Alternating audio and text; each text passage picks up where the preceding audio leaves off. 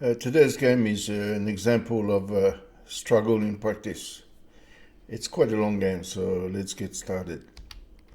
We have e4, Sicilian defense with c5, knight f3, d6, d4, pretty standard moves.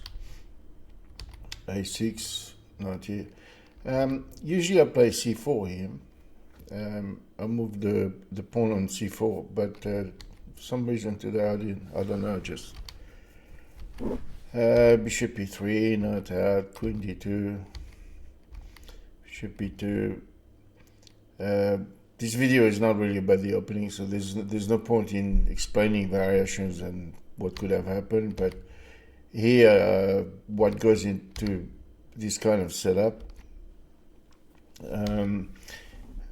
Here, I think it's a bad move to play king h1, this move, because in my view it would have been preferable to take this knight, because the knight goes here and there in some lines, and of course because my bishop has moved to another diagonal, then this square is more vulnerable. So I could have, if I could have the move again, I would have played probably knight takes or something like that. Bishop d7. So now taking on c6 is less attractive because it brings into play his bishop, which is usually locked behind his lines there. That's probably not a very good move. Something like queen f2, and which prevents him from sort of playing a rook here because of knight takes and the threat of bishop b6. Bishop b6, the b6 square is a weakness. Yeah, just decided to strengthen the center like that, knowing that I still had the pawn on b3 if I needed to defend c4. The game is equal.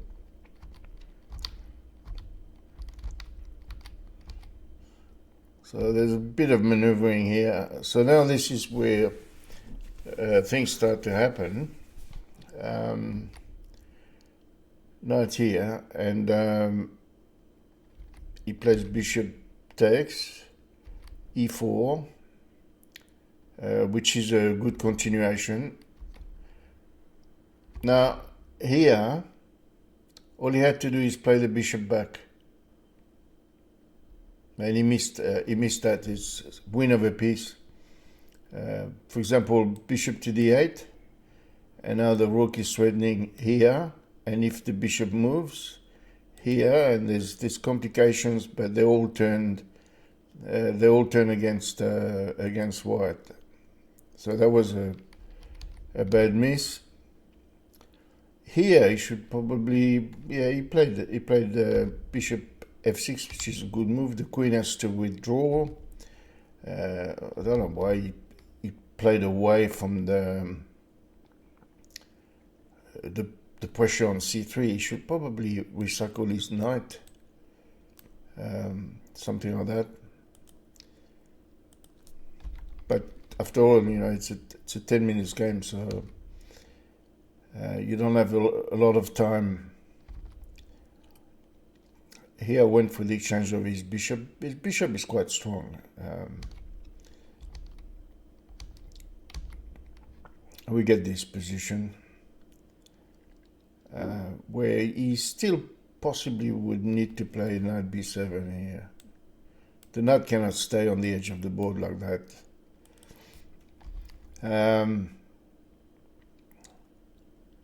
My pawn structure isn't good here, but it's sort of a holding. He played d5, and it's easy to understand why he would do that. He may have ideas of this, challenging the knight here. But I think that with the pawn on e4, it's actually still better to go here, or d6, and then get the the knight to e4. I needed to oppose on the e file. He plays knight c6. I swap. Now this move it's not terribly ambitious, but what it aims at doing is to create weaknesses on the white squares. And so now the rook withdraws, but it's done its job. It's still a dead set equal position. There's nothing in it. Queen to d7, h3, which is a good move. He plays his king in the corner. The king goes forward. That's another good move. He plays the queen here. Probably d6 would have been slightly better, but still an even position. The queen goes up. And now I defend with g4. Now the disadvantage of this move g4 is that it makes the king more vulnerable should there be any kind of infiltration on the e-file or wherever else. Still an even position. And he decides to, which is a good move. That's the best move by far in this position. What he does is he causes some exchanges, but now he attempts to penetrate with his rook and queen. I have a simple move that stops it all, and that's rook f2. He can never go far from his back rank. Say if he had the ideas of rook here followed by queen here and start checking here, there's still the immediate draw for white, who would be able to play check and then keep checking. So it's not a very attractive plan for him. He drops back here. The rook comes on the white square. He goes back here, pressuring f4. And you know, I'm still a pawn up, but there's not much in the game. There's nothing the pawn can do. Although later I will try to activate the pawns. Queen d7. See, with moves like that, you may want to exchange. So I push on the king side. That's all I've got. I've got nothing else. Queen here. Now I decide to simplify on the queen side and have one pawn versus rather than two versus two. That's a good move. But I'm still up material, and so I'm still kicking. Here was a toss-up between g5. The move I played is h5, but possibly g5 would have been better. But still nothing in it. h5, rook here with the intent to perhaps go fishing on b4. But like I said, at any point the rook leaves, white has got a guaranteed draw with checks, perpetual checks. So I went up here to seek shelter on this square, which would give me a little bit more leeway, both in attacking things around the board or coming on the 7th or even playing g5. He checks, go up. He goes here to trigger a queen exchange. I just leave it and just play g5, pawn takes, pawn takes, pawn takes. Now king takes. Now it's a very exposed king, but there's not much he can actually do black doesn't have any checks or anything or any way to get really behind the king, so still holding. And what I've done here is I've actually I had a double pawn. Now it's undoubled. Now it's 2 versus 1 for real. rook here, good move. There were different things he could do. He could drop his queen here with the intent of coming to here with check, and that could be messy. Because at the same time as this threat, he would have the threat of rook here picking up the queen once the king has dropped back. So it's not... he played rook f8, but queen b6 slightly better. Now this gives me a rook endgame. I attack. And now, of course, he's going to have to give up his... and here we are, move 53 in a rook endgame, 10 minutes aside, and there's not a whole lot of time left. So let's go for the grind. Check. Go here. Now, of course, if he leaves this this rank, then there's a threat of pushing here. The pawn cannot take because it's pinned, and the rook would take it eventually. But this is a dead draw. Rook f6, rook here. Now he's allowed me to do that, which he didn't have to, because now his endgame is actually lost. It's funny how one move, rook f6, still playable, but this move actually loses the game. Now I'm able to prevent the rook from exiting on the rank. He's got to go back. Here, of course, he cannot take, because should he take, just recapture, and that's a win. And the way it's going to win is the king is going to come here to catch the pawn, and then I'm going to put my king here, and then he's going to come here trying to win that pawn on e6, and then I will just take g7 and pass this pawn. So it's a fine line between pleasure and pain. So he withdraws the rook here, but that gives me the king on g6. That's still one. And here in the scramble, guess what? I missed checkmate in one move. These things actually happen. And what happens is when you play fast, really fast, like a move every 1 or 2 seconds, is you tend to be fixated on what it is you were going for, which is the end game and trying to win the end game. And of course, if your opponent gives you mate in 1, you don't even see it. So I played rook a6, which still threatens mate. So this time he sees it, but now I get the opportunity to create a pass pawn. And unfortunately, this is drawn.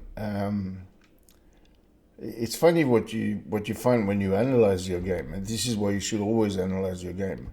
Now this is winning. After this, h6.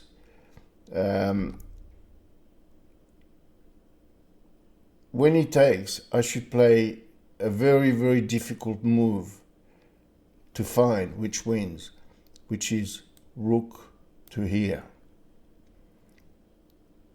And then he will assist the push of the pawn and creating threats. And once you have the king here and the pawn on f6, you have mating threats, but you have also threats of this rook coming here and then picking up the pawn wherever the pawn moves. If it's gone far, you can pick it up. And if the king is on f6, once you play rook h7, you've got mating threats on h8, and it's technically difficult. We can have a look at the line. Rook a7, h5, f6, h4. Now you have the intermediate check here. If he goes on h8, you check, you pick up the pawn. If he goes on f8, then you play rook here threatening mate. He moves his king away. You can actually play an extra check to get rid of his king. And now you don't actually even need to take that because you can win with this. You don't need to take the pawn back. So that's one example. Basically what happened after h6, he took and I took, which leads to a dead draw. It's very important to understand the fine line here between the win and the draw. He went in the corner, and he should have gone to f7. He should have gone here. King in the corner loses by force. King here. He plays on the rook on f6. I pushed.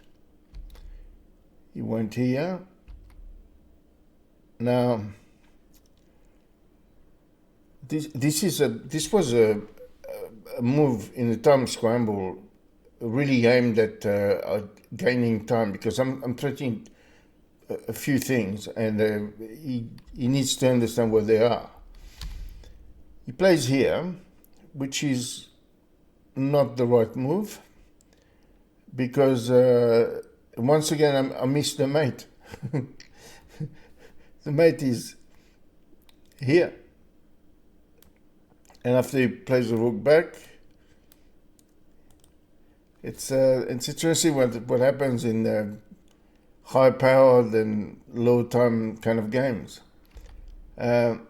See, I was geared into that checkmate here, and once you play fast, you can only see what's in front of you, and you don't have time to look around for different variations.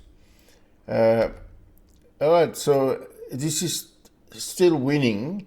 According to the computer engine, this is a mate. There's a mate in 13 here, starting with king here. And well, we could probably go through it really quickly. King e7 moves here. You can see threat of rook on a8 mate. Rook on b8, rook h1 check. King comes here, f7 check. Rook, king comes out. Rook takes b8, and then it's just a child's play to checkmate. So we get to that position where after king takes h6, king h8, where I play this move. He goes there. Instead of mating him, I went there, which gives him a check. Now this is still winning. He plays back to d8. I should have played king up, which basically is the same line as we saw just before. Instead I played f7. Not a very good idea, because now it's a dead draw. Now I kept on playing. I knew it was draw. I kept on playing. All he has to do now is to check. Check, check, check, check, check, all the time. And there's nothing I can do about it. He decides to play a fancy move. Move the rook up. Remember, this was played very, very fast. King here. It's still draw. All he has to do is check. Here all the time, no matter where the king goes. Check, check, check, check, check. And there's not a whole lot I can do. But this is move 75 in a 10 minutes game, so it goes to show. And he just comes back. I play here, he play check, I play here, he goes back. And there's a subtle difference now. There's a very subtle difference in the position, and here I could have played rook e6. which causes him a lot of problem on e8. But what I've done instead is I saw zugzwang position, and that's zugzwang. Zugzwang is basically when it's your move and you would prefer not to play. Unfortunately, we don't have the pass option at chess. You have to make a move every move. In this position, with what to play, black can hold, at least for the move. But here, because it is black's move, then he has to make a bad move. And it doesn't matter. In the game, he played this quickly, trying to swindle me. And it's made next move after king h8. The rook will go and checkmate. Now, this game shows that chess is not something that's perfect, especially not played by humans. You're going to have up and downs. A strong player can miss a mate in one, can miss a mate in two, and because of the time scramble and the circumstances of the game. That's what I call the struggle in practice. It's a struggle, and the one who struggles best scores the point.